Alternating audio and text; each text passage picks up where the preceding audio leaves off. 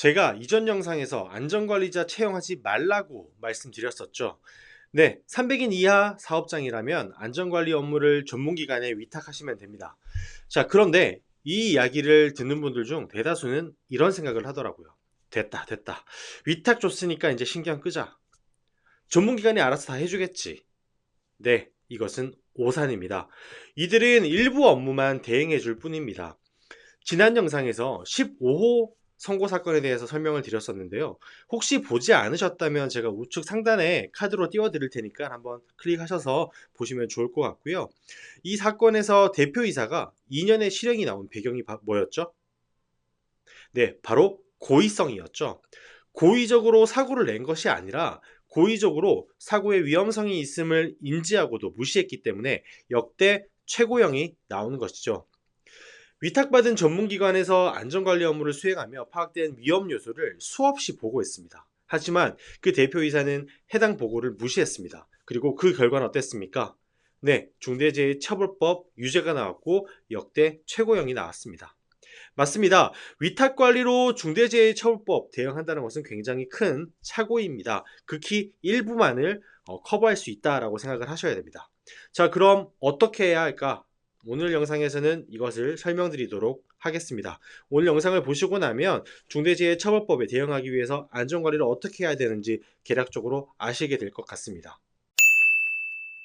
중대재해처벌법은 기존에 존재하던 산업안전보건법 등을 준수하라고 이야기하는 법이라고 설명드린 바 있죠. 그리고 산업안전보건법에서는 300인 미만 사업장은 안전보건 관리 업무를 한국산업안전보건공단에서 지정한 전문기관에 위탁할 수 있다고 되어 있습니다. 그리고 이 안전관리 전문기관은 굉장히 제한적인 범위의 업무만을 수행한다는 사실을 반드시 아셔야 합니다.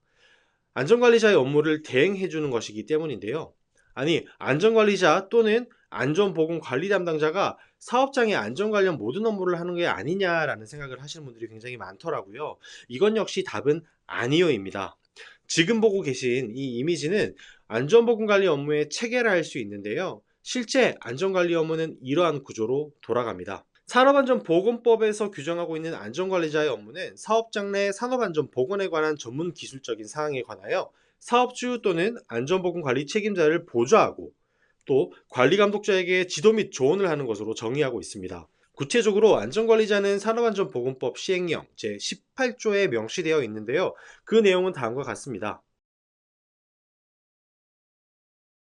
그렇기 때문에 위탁받은 전문기관은 안전관리자 또는 안전관리 담당자의 업무를 대행하는 범위의 업무만을 수행하는 것이죠. 실제 위탁을 수행하는 전문기관에서도 본인들이 하는 업무의 범위가 굉장히 제한적임을 안내하고 있습니다.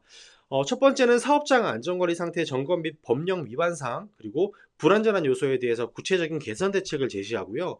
그리고 중대재해 발생 및 동종업종 평균 재해율 이상인 사업장에 대해서는 정밀 안전점검을 실시합니다. 세 번째, 산업 재해 발생의 원인 조사 및 재발 방지를 위한 기술적 조언 및 지도를 수행을 하고요. 최신 계측 장비를 활용한 점검 그리고 개선 대책을 제시합니다.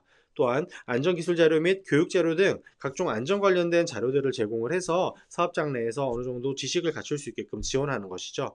그리고 산업안전보건법, 그리고 보상보험법이나 중대재해처벌법, 그리고 근로기준법과 같은 법률과 관련된 상담 업무도 수행을 하고 있고, 이외에 기타 안전보건 개선계획서 작성 등 각종 안전 관련된 업무들을 지원하는 것입니다.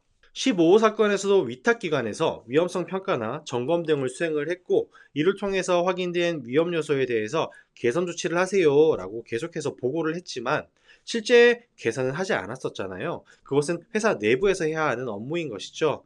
안전보건 관리 업무는 크게 4개의 단계로 구성이 됩니다. 이것을 P, D, C, A로 구분을 하는데요. 업종이나 기업의 특성에 따라서 여러 가지 차이가 있을 수는 있습니다. 하지만 대동소이한 부분들이 있으니까 참고 삼아서 보시면 좋을 것 같은데, 다음과 같이 정리가 가능할 것 같습니다. 첫 번째, P는 플랜의 이니셜로 계획을 뜻합니다. 이 단계에서는 현장의 상황에 맞게 안전관리 방법을 결정하는 것이라고 보시면 됩니다. 위험성 평가와 안전관리 예산 반영 등이 이 단계에서 이루어진다고 생각하시면 됩니다. 두 번째는 D, 두의 이니셜로 실시를 의미합니다. 이 단계에서는 실제 안전관리 업무를 실행하는 것입니다. 안전관리 계획에 대한 교육, 훈련, 실행을 하는 것이죠. 작업 허가, 그리고 고위험 공정 점검 같은 또는 뭐 유해 위험 요인 파악도 포함이 될 수 있을 것 같은데요. 이런 업무들이 이 단계에서 수행이 된다라고 보시면 될 것 같습니다. 세 번째, C는 체크의 이니셜로 검토의 단계입니다. 이 단계에서는 안전관리 활동에 대한 검사 및 확인하는 단계라고 생각하시면 됩니다. 준수평가를 포함해서 내부 심사를 진행을 하고요. 그리고 예산 집행의 적정성을 확인하고 재해가 났다면 그것을 분석하고 또 재발 방지를 하기 위해서는 어떤 대책을 수립하느냐에 대한 논의를 하는 단계로 보시면 될 것 같습니다. 마지막으로 네 번째, A는 액션의 이니셜로 조치의 단계입니다. 이전에 수행했었던 C, 검토의 단계에서 했던 내용들을 반영하는 단계라고 보시면 되는데요. 이 조치의 단계에서는 검토된 안전관리 활동에 대한 수정 조치를 수행하는 것입니다.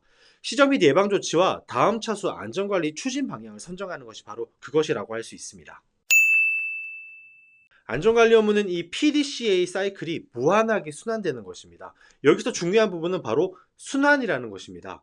수정 조치로 끝나는 것이 아니라, 즉 PDCA의 마지막 단계인 A로 끝나는 것이 아니라 앞서 수행됐던 결과들이 다음번 사이클에서 그 사이클 중 계획의 단계에서 반영이 되어야 하는 것이죠. 이를 통해서 안전관리 수준을 계속해서 향상시켜 나가야 합니다. 위탁기관은 이 1에서 4단계까지 중에서 일부를 수행하는 것이고, 나머지 부분, 그리고 특히 조치에 대한 부분은 회사 내부에서 반드시 수행을 해야 하는 부분입니다. 안전관리 그리고 보건관리 업무에서 가장 중요한 것은 사실 대표자 혹은 경영자의 의지라고 할 수 있습니다. 안전보건관리 체계 구축에 있어 인원과 예산이 가장 기초적인 것이기 때문입니다. 그리고 이를 결정하는 그리고 실행하는 사람, CEO의 의지가 필수 불가결한 요소인 것이죠.